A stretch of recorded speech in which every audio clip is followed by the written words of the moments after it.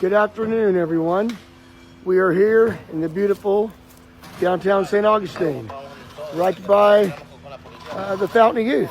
We're building a beautiful 18-foot circle with a plant bed and seating wall. As you can see, we're also going to have a beautiful Florida red cypress pergola going in. Stained gray. The rest of the materials have already been stained back at the office, so we'll get ready for install for tomorrow. So I'm going to share this with y'all.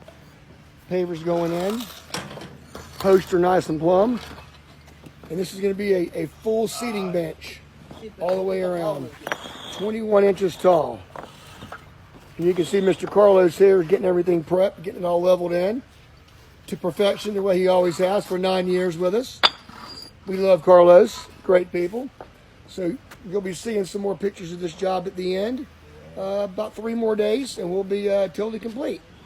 You guys have a blessed day, and we look forward to turning your dreams in your backyard into reality. Have a good day.